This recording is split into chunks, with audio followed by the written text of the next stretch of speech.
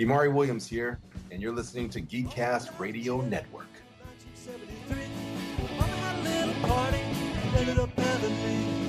She loved her job, never was gonna quit. Check the bathroom mirror, fix her lipstick. But Bobby didn't wait no longer, she was just a kid.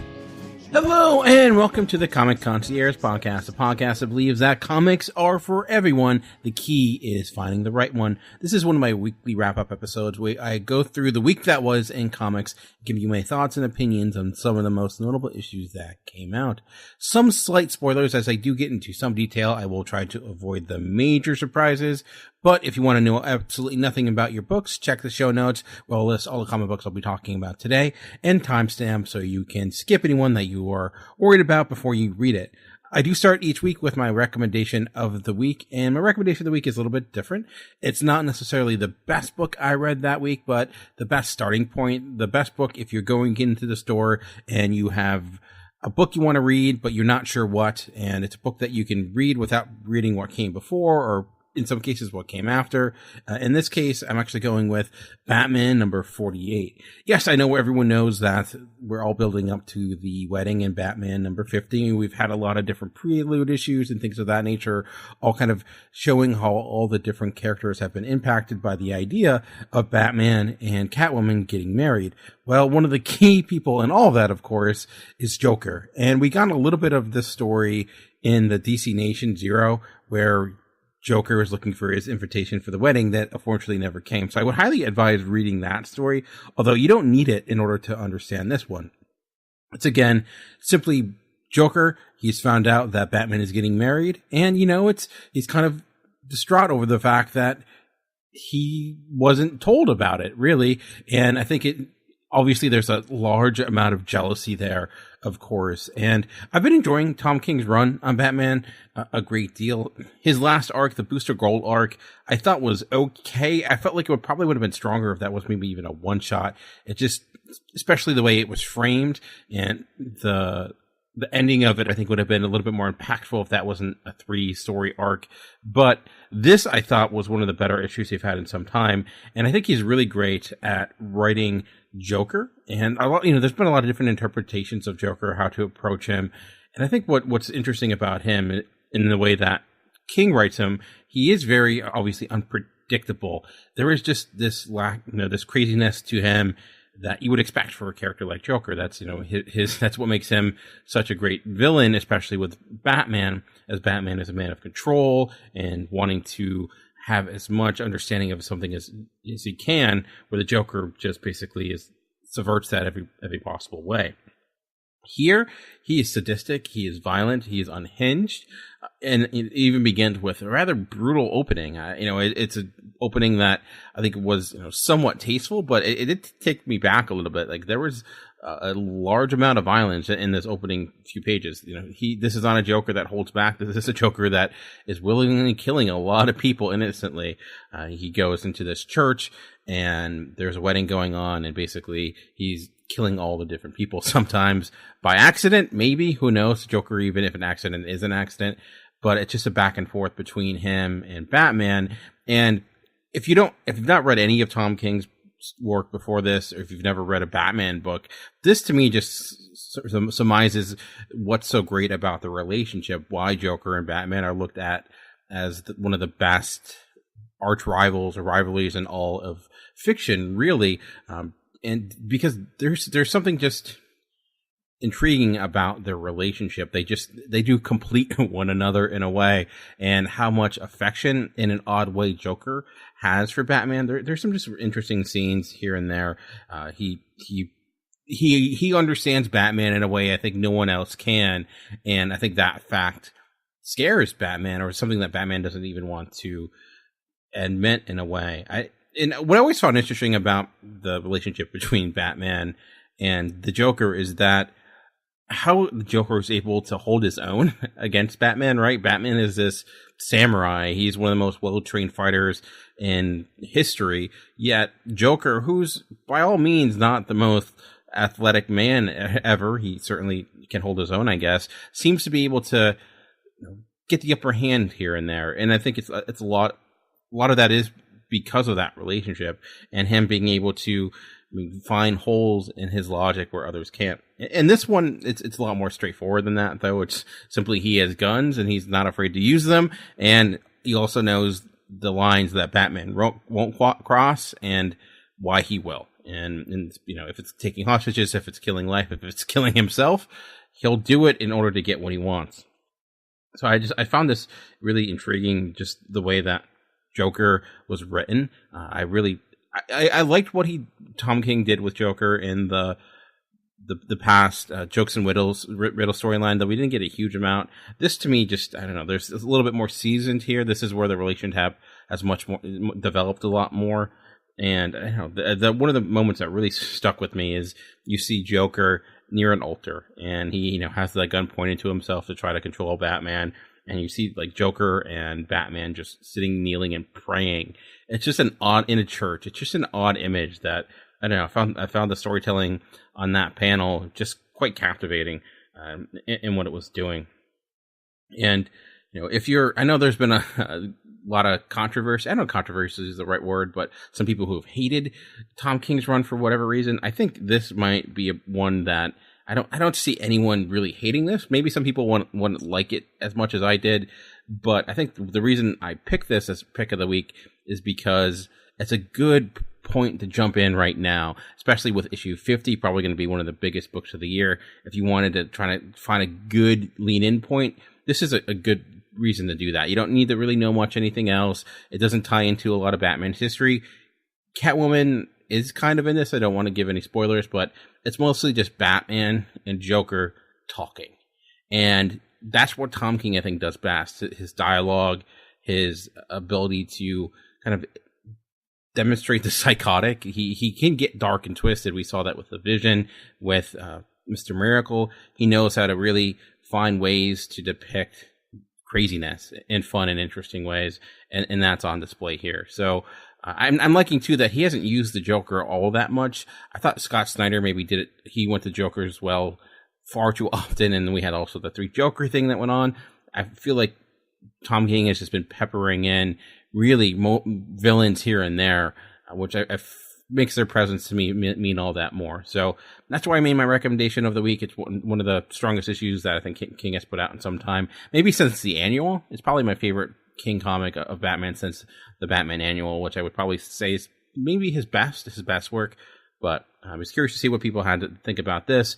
And if people out there are excited for The Wedding, as another, as that will be released, I believe, on the 4th of July, which is being built up as one of the biggest comic book days in some time. We're getting a new Captain America then. I think that's also when the Catwoman series debuts, which I am super excited for because that's going to be done by Joel Jones. But that's pretty much it for this book. So let's move on to the next title. The other book that was almost recommendation of the week was Sword Daughter #1 by Brian Wood and or by Mac Chater. And I really enjoyed the series overall. It's about a father and daughter who are alive. It's year 991, like right in the early 1st century. And it begins where we see them in their village when the daughter's very young is attacked. And pretty much everyone is murdered and killed except for the father and her daughter. And then after that, he is basically left nearly comatose for nearly a decade. The daughter is basically sent to fend for herself. He eventually wakes up, and now that he's woken up, he hopes to enact revenge to these people that killed everyone he knew. And it indicates that he was asleep, but considering the terminology at the time, I'm guessing there was, I'm not sure, some sort of depression or something of that nature, where he was just detached from reality. It seems like during that time, his daughter was the one taking care of him, and they do have an interesting relationship, and the fact that he wants to go about and enact this revenge. His daughter wants to come along too. He doesn't want her to, but at the same time, it's like she's been doing all this stuff already for him. She's been the one basically raising herself all this time, and now he wants to, parent. So they have an intriguing dynamic. The daughter just seems to be mute, or when she speaks, all the dialogue bubbles or different symbols and designs. So I don't know if it's just noises or what exactly she is portraying, or some sort of sign language. It's not super clear. I did really like the artwork overall by Mac Chater. I don't know. a lot of his work, to be honest, but I like what I see here, especially when he comes to the facial acting. I really like what he was able to design. A lot of his landscapes are really open. This is a world where it's farm country. This is early civilization, so there's not a lot going on. It's pretty empty there's this like vast just drabness to it in a way, especially with the coloring. It's just like this brownness overall. Just everything just feels like it's in mud or something like that. There's just the way that the colors are muted. It's very affecting, I think, especially for the mood of the story. But I thought overall that he's got a lot of great storytelling. Especially there's a great scene between the father and the daughter where he's kind of sharpening his sword right before he's getting ready for battle, and kind of the eyes of the daughter play a key role throughout. It's what he really uses to define her and know who she is. But I just felt this was really a strong opening. There isn't a huge amount of story here. As indicated, you're pretty straightforward, trying to seek revenge for what happened to him when he was younger, or what happened to his wife and all of his friends and family, basically. And so when it comes to the general concept, it's rather straightforward. But I think what's going to be the key to this moving forward is the relationship between the daughter and the father and how they interact, which I'm always a huge fan of. Our sucker for great father-daughter sons, or basically anything surrounding parental relationships, especially when there's certainly a big divide between these two. I think that could lead to some compelling storytelling. Another recommendation of the week, this was probably the closest, and it wasn't really till I read Batman 48 that I was, okay, this is definitely going to be the recommendation of the week. It's actually, to me, probably the best Marvel title in this refresh line I've read so far, and that's the Immortal Hulk #1, written by Al Ewing with art by Joe Bennett. And Marvel's been doing a lot of these refresh books. I've actually been enjoying them for the most part. I think Marvel gets a lot of slack, and sometimes it's due to some of the quality of their comics in the sense of the physical quality of it. But I think that they have a lot of good books out there. And I picked up Immortal Hulk because the concept to me seemed really intriguing. Al Ewing having this more horror take on the book. We got a little bit of a hint of what he would be doing with it in the No Surrender storyline, where we saw the first reemergence of Hulk after he was supposedly dead, back from Civil War II, I believe. Although I think he showed up in Secret Empire too, so he didn't stay dead for long. And that's kind of the premise of this, is that Hulk doesn't die, or Bruce Banner or Hulk don't die. It opens up with robbery that goes wrong, that leads to the death of a child at this gas station, along with Bruce Banner. Bruce Banner awakes in this great scene at the morgue, and then goes out and acts justice against the person that killed him and that girl, who we find out a little bit more backstory about that criminal as well, why he did what he did. And what I really find really effective about the story so far is the approach that Al Ewing is having with Hulk and Bruce Banner. There are two characters that tend to be approached differently based upon the writer. Sometimes they're looked at as two opposing entities taking up the same space, where they're basically fighting for control, and they're not really connected. Their choices, they're cognitive of the choices of each other, but no way do they influence the choice of each other in major ways. My impression with what Al Ewing is doing is that he sees it differently, where Bruce Banner may actually have more control, or the Hulk may be more of an extension of Bruce Banner than Bruce Banner likes to admit. There is this continuous question that pops up throughout this book about, am I a good person? The reflection of self, basically, where there are these people throughout this book that do some pretty bad and twisted things, but they see themselves as a good person. They can justify their actions for whatever reason. And yeah, we could look at a character that commits a crime like a murder and robbery as obviously a bad person, even if they did it because they have reasons, maybe because they have a family that they're trying to support or what have you. But at the same time, what about someone like Bruce Banner? Is he, in fact, a good person? He does some pretty horrific things in this. They do treat the Hulk very much like that monster. Even the depiction of him, how he's drawn, he's much more primal. He doesn't look like a figure that you would put on the Avengers. He is this force of nature that is just being unleashed. He is smart, though, in the sense this isn't dumb Hulk. This isn't Hulk smash Hulk. He's got a little bit more intelligence to him. He's a little bit more sadistic than I've really seen a Hulk. He seems to take pleasure and smashing or enacting punishment for people that deserve it, like almost like a pseudo Ghost Rider or something of that nature, where he is doing what he feels is right because of what this person did. He has a line he won't cross. I don't know. I find it just really intriguing. There's a lot of questions here that I think could be really compelling, and I think put the Hulk in a cool direction. I've not stayed continuous with a Hulk book really in some time. Really after World War Hulk is the last time I really kept up with a Hulk book. But this can keep me on. I did like the art of Joe Bennett a lot. I really loved how he depicted the Hulk. As I indicated, the way that he looks, like even the way he stands, he's very animalistic in that sense. So I'm curious to see where this goes. My only issue is that regarding that question of control that seems to come up here and there, or the question of, is this person good or truly good?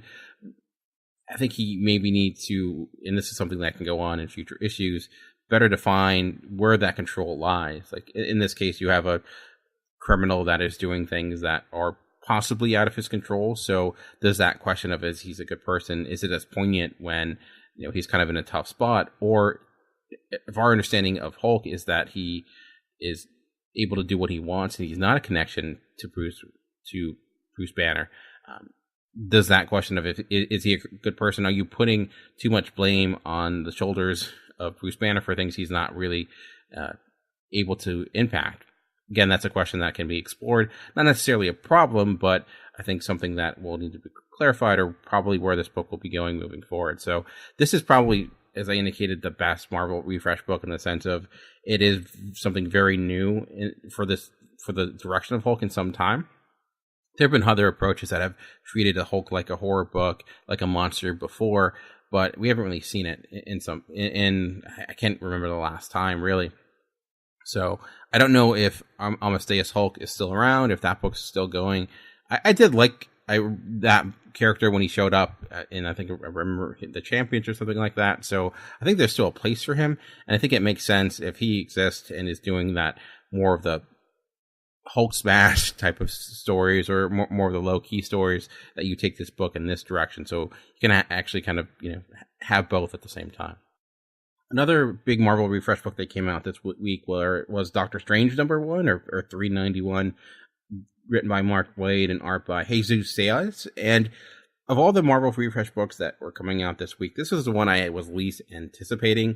I just wasn't sure what the direction would be with Mark Waid on Doctor Strange, if he would basically have a character that is backtracked and doesn't have the great progression I felt that we had with Jason Aaron and Donny Cates, where I thought that they were able to give Strange a personality that was a little bit more captivating, a little bit more intriguing than he typically is. I always found Strange to be a very standoffish character. Like, he was a character that could show up here and there and work, but isolated by himself, I couldn't really ever get invested in his books, which is why I think he has not had a continuous title all that much until they came around.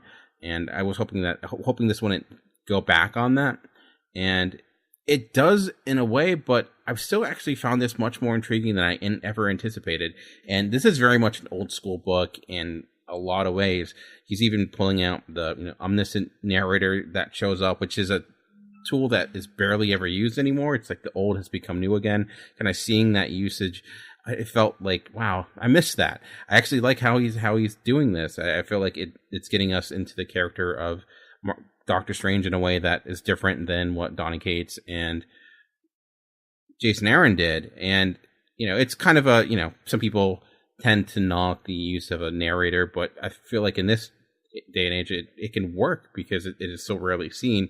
And it ended up being a little bit more wordy than your typical Marvel book because of that. So it ends up having a lot more story than some of the other Marvel Fresh Start books. And the premise of this is that, everyone's talking about that Doctor Strange goes into space, and he's been in space before. He is Sorcerer Supreme. He is one of the more powerful characters in the Marvel world. But the reasoning behind it, I didn't know until reading this. And the idea is that he's basically lost a step. He is not the Doctor Strange he once was. He seems to not be able to see magic again or use magic. And it's not a case where like in the early Jason Aaron books where magic was taken from him. It just seems like he's lost it for some reason, almost like he's coming through like a midlife crisis, or, when like the best baseball player who has a great average for some reason just can't hit the ball. Like there's something mentally blocking them, that they're just in a gigantic slump, and Doctor Strange is in a slump, and he feels like he doesn't know what he can do. He even ends up going back to civilian life and kind of restarting, but still has that itch, eventually seeking the help of Tony Stark, who advises him to solve it by finding a new source, revitalizing, who he is. How do you do that? By going out into space. And that's really where it leaves it for the most part. I don't want to obviously get into major spoilers, but I thought the characterization of Strange was interesting. There was like a bit in this, for example, where when he's going off into space, and he makes there's the remark that he doesn't like to drive because driving is the act that took away who he previously was. And I don't know if that's ever been approached before, knowing that he has this aversion to operating vehicles and things like that. Obviously, he's never really had to, being Doctor Strange, but it makes sense, like why he would not want to get behind the wheel of a car, or in this case, a spaceship. And I also have to say the art by Jesus Ciaz, who I don't, again, another artist I'm not super familiar with, to me was, wow, a big part of what worked with this. There was some great, right from the opening, like there was this crazy looking creature, other dimensional being. It looked fantastic. And then we see Strange try to sew up the world using basically kind of your cross stitch, like you would if you're sewing up a body, which may be a little bit too heavy-handed metaphor. It's like, okay, I'm going to do this like a surgeon. All right, maybe that's pushing it a little bit, but I thought the actual depiction of it was rather strong. And it's great seeing actually Doctor Strange like in his old classic getup, because it flashes back and then forward. The other piece is that, we did just see Doctor Strange do something like this previously. We've seen him go through not having any magic. I really like that part of Jason Aaron's run, because it really showed the ingenuity of Doctor Strange. He took away the one thing that defines him, and now he has to find new ways to solve his problems. And I thought within that, we got to really know who Doctor Strange was as a person, outside of just being this guy who would come up with whatever Daisy Ex Machina you needed at that moment in time. Now we had to actually think things through. And even in Donny Cates' run, we saw that too, that questioning of himself. And I think that's the one thing, if you're asking if this is a refresh book, it maybe isn't, in the sense of this is doing a lot of the things story-wise, narrative-wise, that a lot of Marvel books have been doing for some time, taking that hero and taking away what defines them and have them basically be someone else. Some cases literally, in some cases metaphorically. And so I don't know if that might be the right choice, in the sense of if you're trying to do a different direction of the character of Doctor Strange, having a story thematically that falls in line with a lot of what came before. Again, this is only the first issue, so maybe by the second issue this will change, and it was just a tactic to get him into space, because we don't really get that aspect of the story all that much. But as going into this with little expectation of how good it may or may not have been, I walked away relatively happy, and this is one I didn't pull on my weekly or monthly pull list. And if the next issue is as strong, or I like where it's going, I could see myself continuing this for the long haul. So a pleasant surprise for me, as this was probably the one of the refresh books that was lowest on my list, and now it's much more near the top than I anticipated it to be. One of the books that kind of disappointed me was Deadpool #1 by Scotty Young and art by Scott Klein. And I was going into this with a decent amount of anticipation, so that may be why. But I've enjoyed a lot of what Scotty Young has done as a writer. I Hate Fairyland. I really enjoy his work he did with Wizard of Oz. He had that Rocket Raccoon series previously, so I had some anticipation. I thought he would have a good voice for Deadpool, and I will say, ultimately, that is the case for this issue. And I think that, this does possibly have some, promising aspects to it that could lead to a good series. My biggest issue with it was mostly with the structure of it, and just not understanding the purpose in which it was designed, or what it added to the story. And I felt like in a way it almost detracted and added unnecessary levels of confusion. I thought the opening was great. It was a good cold open where Deadpool is being Deadpool, acting like a jerk in the middle of a movie theater, leads to him taking out some biker gang, and fun ensues. A lot of brutality, a lot of good violence, what you'd want for a Deadpool book, good humor. If you're a Deadpool fan, I pretty much think that depicts what you would want. But then it kind of ends up fluctuating. We get a continuation of that story, and then what felt like nearly halfway through, I guess 2/3 of the way through, it says to be continued. I'm like, oh, okay, well, it's an interesting place to end, but there's a lot of more space in this book. I guess there's maybe a backup story or something like that, which often happens with first issues. But no, it is a backup story, or it is a flashback to what happened beforehand. So we're now seeing the events of everything that led us up to that spot. And it's a little bit, maybe it's a nitpick, but saying to be continued rather than just doing the previously, or it just seemed unnecessary to split it up that way. And then in that piece, it's Deadpool going around trying to create his own more sympathetic origin, taking different bits and pieces from, classic origins and putting the Deadpool spin on it, which I thought was a joke that was effective and worked well, and then seems like it will tie into things moving forward. Was not the hugest fan of the art. I thought it was a little bit inconsistent at times, especially in the depiction of Teenage Sonic Warhead. I can never say her name right, but the character that was in the Deadpool 2 film and Deadpool film, she does show up in this. This is a book that very much is impacted by the movies, and it calls that out. And I know some people might have a problem with that, but if any book should do that, to me it's Deadpool, because if Deadpool is someone who's breaking the fourth wall, it would then make sense to extend that out to his own films and things of that nature and be able to comment on those. So I think it would be a mistake in a way to not extend out his meta commentary to not only his comic book but to his movies as well. If the movie's going to comment on the comics, it should probably work vice versa. But if I know some people hate the idea of cinematic universes impacting the comic book universes, and at this point it's unavoidable. But sometimes I have a problem with it. Sometimes I don't. And this, I think it makes sense because I do like the dynamic between Megasonic, Teenage Warhead, and Deadpool. I don't know why she's partnering with him or why she's there. It seems like she would try to get away from him as fast as possible. So I think that's something they need to clarify, to think of, okay, she was basically, in the film there for Deadpool just because she had to be. Here she is very much by choice. So I think they'll need to maybe explore that further to kind of explain why that's happening. Outside of the meta joke of they're doing it because the movie did it. Maybe they won't. Maybe that's the purpose behind it. But I just thought the structure of it was a little bit strange. I did like Scotty Young's letter in the back, which I read sometimes, I don't. But I was intrigued to see, as with Scotty Young, his connection to Deadpool is interesting because my first introduction to him, or my first time noticing his work, was actually the variant covers he did for the Cable and Deadpool way back when. And now he's actually writing Deadpool, so it's been cool seeing tracking his career, seeing now he's much bigger name in the world of comics. So I thought the humor here was good.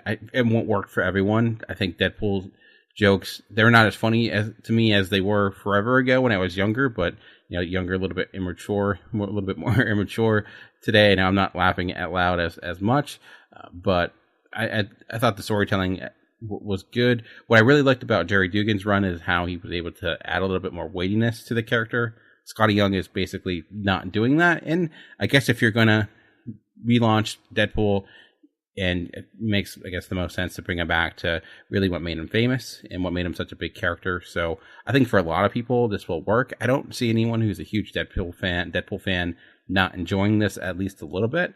But if you're a person who does not like Deadpool, or maybe like the different direction that was in the previous series, maybe this won't work for you, because it is going back to a more, not simplistic, but a little bit more one-dimensional form, at least with the character of Deadpool so far.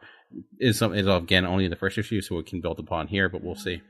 Also coming out this week, not to be outdone, this was a huge weekend with Marvel and DC. I usually try to mix it up more between some of the smaller groups, but they had such big books this week. I felt like I had to take some time to talk about them. And one of the big DC books that came out was Justice League #1 that I did read. And I went into this, I'm talking about anticipation levels, with very low anticipation, because I was not a huge fan of Metal. I started off okay with no justice, but by the end, it did lose me. Thought it got overly bloated and just too much plot and not enough character. But I gotta say, Justice League #1, it's, to me, this was better than any book I read in Metal. This was better than any book I read in No Justice. And I think a big reason for that was the way that Scott Steiner did structure it, in the sense of, at the heart of this, I think I have a little bit more to grab onto as a reader personally for what I like, in the sense, this is most of this, nearly all this story, we are told it through the perspective of our Martian Manhunter. He's that anchor to all the craziness that's going on. And I think he's a good anchor to do that, because he's coming from a world in which he has seen everything he knew and loved destroyed, and now he's seeing his new life under that same type of threat, or possible threat. They know something is coming because of the source wall being broken. They just don't know what it is, and if it's here to save us or it's here to destroy us. At the same time, we also have the Lex Luthor and Vandal Savage doing their thing. And it seems like Lex Luthor is going back to being the Lex Luthor we all know and hate, or love to hate, or what have you, which I'm glad for. I know it's weird to see this character that was what became a hero for such a long time go back to being the villain, but I am happy to see heroes be heroes and villains be villains again. I know that there are the other Justice League books that are coming out, so I don't know how much they're going to play a part in this. And this Justice League team, as someone who did love the cartoon growing up in the early 2000s, clearly they're like, okay, people love that. Let's get those characters with Hawkgirl, John Stewart, Green Lantern, Martian Manhunter, Batman, Superman, Wonder Woman. Basically, all the big players that were there for that TV show, cartoon, are here now. So, a little bit of nostalgia there for sure. Maybe that's part of why it worked a little bit more for me. But I think overall, this was a really well structured book. It did cover a lot in looking at, especially the depiction of what Justice League were doing at the same time as we see the Legion doing their thing, or forming the way that they form, and Lex Luthor basically subverting that of Vandal Savage. So I did like the back and forth between those two groups, and I think this is much better focus than what Snyder was doing with some of the other books within Metal and No Justice. A little bit more focused. It wasn't as chaotic, and things didn't just happen just to happen. I felt like the revelations in this were much more story driven than they were in the past. But, like I said, I did like No Justice when it started off, and then it kind of teetered out. But overall, I thought it was a very strong and promising beginning for this new Justice League relaunch. Justice League, to me, since Rebirth, has been one of the biggest disappointing titles. It just hasn't really caught on in an interesting way. But now I feel like they're giving it the attention that it deserves, and giving it the talent that it deserves as well. So I'm still apprehensive about the other Justice League, spin-off books that they're gonna have. We'll see. If they can stay consistent as this, we may have something special. And I don't know. To me, there's just this was a good week for comics in the world of Marvel and DC. A lot of promising books that were starting, and this was near the top for me. Also coming out for DC this week was The Man of Steel #2, as Brian Michael Bendis continues his weekly Superman. I liked the first one well enough. I thought it was a good introduction to Bendis taking over Superman. This second issue, though, it didn't work for me as well. There's some issues about it that are concerning to me. First and foremost, it opens up again with, we see Krypton exploding, and there seems to be a mystery behind if, in fact, that R'Gul, this new character that showed up first in Action Comics 1000, was behind all of it, or what the case may be, or if it's what we always thought. So what I'm kind of confused by is if I'm supposed to think R'Gul did it or he didn't do it. I know he's indicated that he did, so it just seems like it's building a mystery that either has two options. It is, everything is basically what I thought it was before I read this, or it's a mystery that is asking a question that I didn't want answered in the first place, or giving an answer to a question I didn't think needed to be asked. And I don't know, it just seems like a weird way to approach it, to try to force in some of this mystery. And it reminds me a little bit of what Bendis did with Iron Man, where of parentage of Iron Man to be different people. And it seems like there is this motive to want to change the history of a character, change like where the beginnings come from, but at the same time not really change that character in a meaningful way. Like the changing of the parentings for Tony Stark didn't really impact him as a character all that much. It gave him a different backstory, but nothing really came of it. And maybe there were plans, but he never got to it because he left Marvel. But again, it seems like his depiction here of Superman so far is keeping what we know of Superman. Is this going to change anything? I don't know. Like, how could it? Because it's, again, I have a sinking feeling that this actually has to do more with the Guardians of the Green Lantern Corps. And because the Guardians are playing a key role in here, and it seems like maybe they had more to do with this than they're letting on, and perhaps that Krypton being destroyed wasn't actually Regul is this gigantic red herring, and we find out that perhaps that Green Lanterns had more to do with it than we even know at this point. It's just a hunch I'm having, but I we do see Hal Jordan show up in this, and I'm curious if that is where it's going. There's also this other mystery that's surrounding this book of where Lois Lane is, because she disappeared in the last issue, and I guess what's confusing to me was the structure of this book as well, where we see Superman, he's flying around doing what he's doing, and at one point, though, it flashes back to Lois being, and him and Jonathan seeing this gigantic creature, and then again, it's flung to the present time where Lois is gone. It just was strange. I was having a hard time following where we were in this story. Suddenly we're on the moon, and we see Kent there, and then we're flashing forward to Regul coming to Earth. It just seems the structure of this is a little bit all over the place, and it's hard to find out what we're supposed to know and what we're not supposed to know, what's a false mystery, what's a real mystery. I'm not sure here. But again, I do like the voice that when we just have the plain old Superman being Superman, I'm liking that. So I'm hoping that once we get this out of the way and we can get to just our normal Superman story, we'll get to, Brian Michael Bendis really making the story his own. The other part of this was that we did have multiple artists on this, and they had very different styles. Like Doc Shaner, who I'm a huge fan of, he had pages 1 through 13. I really liked his style. And then we get Steve Rude, who's to me, very different. And then finishing up with Jay Fabach for the last 2 pages. I know this is a weekly series, so it's a little bit more tough for any artist to keep up with it. But I don't know. It just seems like you had this much time. Why not have one artist on one book and another one on another, or something like that? I just find that when you're changing styles so drastically from one bit to the next, on the top of the fact that you have these bleeding in different storylines at the same time, it leads to a lot of unnecessary confusion. And then everything else is lost in the realm. There's some introduction to new characters. So it's just, I don't know. I thought this has me a little bit concerned. I'm hoping with the next issue, things become a little bit more clear, and we can kind of focus on, what is actually the direction of this Man of Steel series. But, this is 6 issues. This is only issue 2. I don't know. Like I said, there are pieces here I think have potential, but when it comes to the execution of it, at least for this specific issue, it was off for me. One more Marvel book I wanted to talk about was X-Men Red #5, and this to me continues to be by far the best X-Men title on the shelves. I thought X-Men Blue started off okay, then I really lost track with it when we had all these different crossovers. X-Men Gold, to me, never really found itself. It always felt like a book that was trying to be something else. I didn't really love Astonishing X-Men. I have somewhat hope now that Matthew Rosensberg will be taking that over. But to me, the person that has had the most promising voice that's worked with the X-Men so far in some time has been Tom Taylor. I loved what he did with All New Wolverine. Sad that came to end, but I'm glad that those characters are appearing in X-Men Red.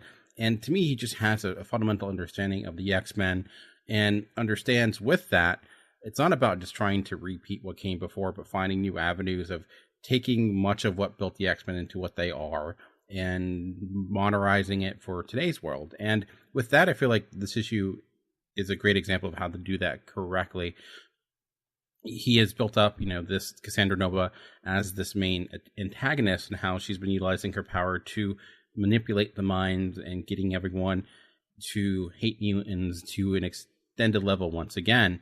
And I felt like in this too, they really showed that, there's ways to fight that hate that are not simply punching and kicking. Jean Grey, to me, is becoming into a character that I can really care about. I've never been a huge Jean Grey fan, but she does feel like an extension to that Professor Xavier in a way, maybe even approaching his dream in a more practical manner than he ever imagined. And I also really love how they're utilizing Namor in this, who I'm still find it kind of odd that he is a mutant. Still kind of weird to me, but I thought that in this book he actually had a pretty cool moment, and also kind of showcases why having him on the team can be hugely beneficial when you have more of a, have a piece of his kingdom at your back. You have a lot of different ways to approach massive global problems. There is more diplomacy things that you can go after, and it's something I really didn't consider, especially when we think of how nations have to fly over other countries and get permission. Well, when you're the king of the ocean, that gives you a lot of power, and I'm glad they're approaching that, because that's something I personally haven't really seen before. And again, I just like the combination of these different characters that they're building their voice up, how the message that's here about how people are, I think, at their core good, but can be manipulated by outside forces into doing things they normally wouldn't. And the message here too of just giving people the opportunity to see each other as human.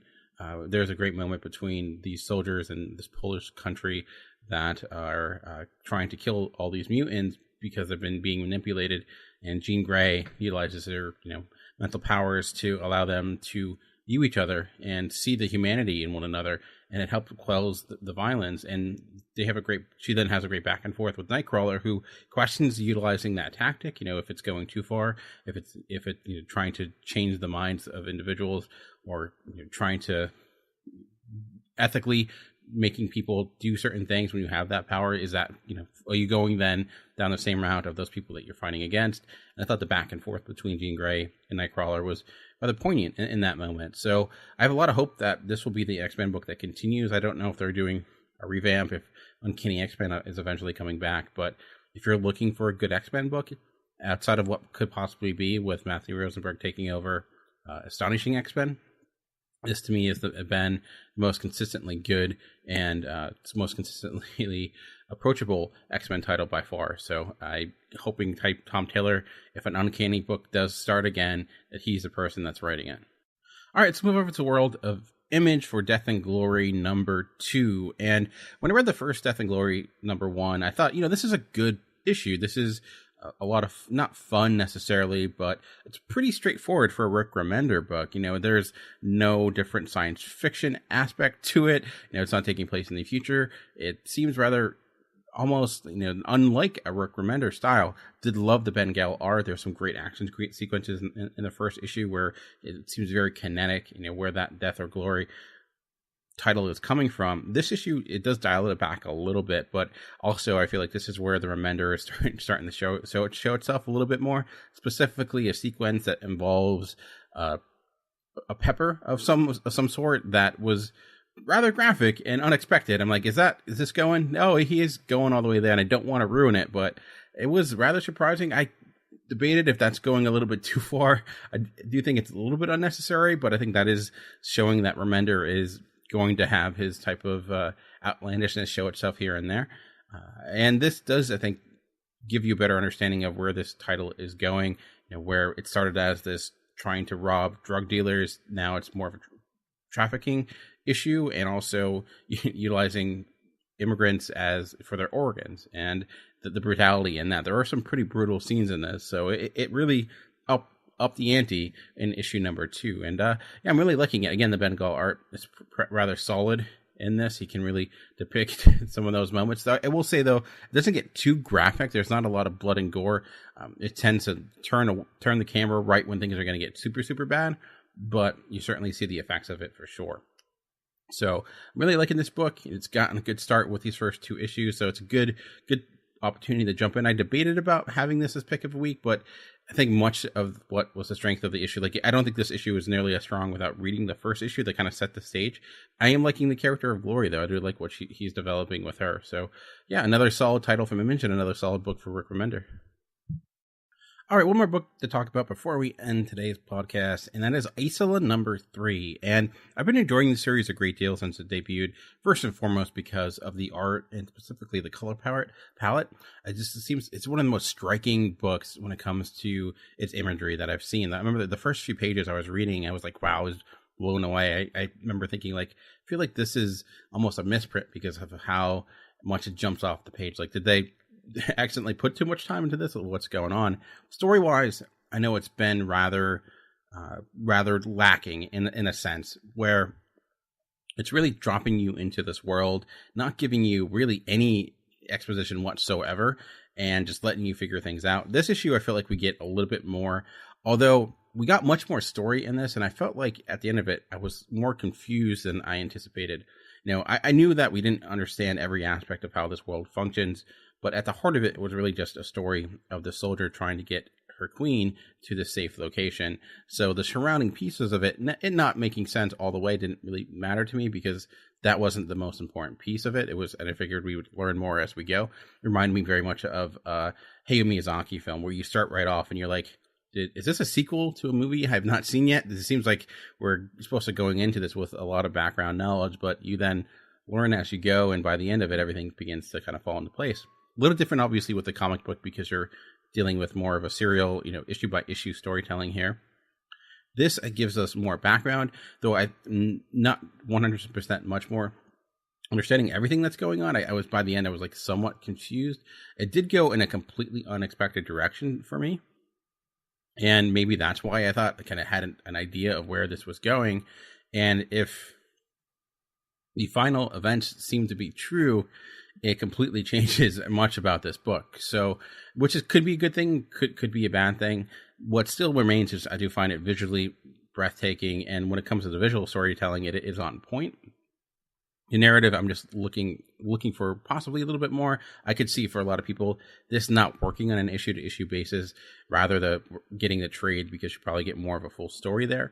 But for me, I'm going to continue with it because I've liked everything I've gotten so far. And I feel like as I continue to go, some of my confusion, which again could be possibly user error, just things I'm not personally picking up, will begin to lighten, and I'll bit better kind of understand it as it goes. I do really love the world. I love the creatures. And although this was a little bit more exposition-y at times, I still find that the conversations between the characters rather strong. I do wish, though, that our main character had a little bit more to her, which seems to not have much going on at the moment. That can change, but right now she's really a deer in headlights watching everything happen, and I'm hoping, especially considering what happens at the end of this issue, that we get a little bit more for her moving on. But still, it's a solid recommend, and continues to be just a really engaging read, even if it's not getting me everything I want. All right, well, that brings us to the end of today's show. And as always, if you want to interact with the show, there's a tons of ways to do so. I'm on Twitter at MovieRevolt. You can email the show at movierevolt@geekcastradio.com. Also, the show is on Instagram and Facebook. Just search Comic Concierge Podcast. Also, I've been putting a lot of video content on our new YouTube channel that we're trying to revamp and get things out there. So I've been doing reviews of all the Marvel Fresh Start titles, some other books. I'm starting some other series that I feel like might be things people are interested in. Doing long box hauls or doing weekly hauls of all the books I pick up every so often when I go to the comic book store. So if you want to check that out, that's the Geekcast Radio Network on YouTube. I'll put a link in the show notes below as well. But for now, remember that the comics are for everyone. The key is finding the right one. Until next time, thanks for listening. Left on the soccer field, I would transfer schools before my black eyes healed. There is nothing worse in life than the sight of you. Oh, there is nothing worse in life than the smell of you. Oh, we don't like the way you walk, and we don't like the way you talk, and we don't like the way you dress, and we think it would be nice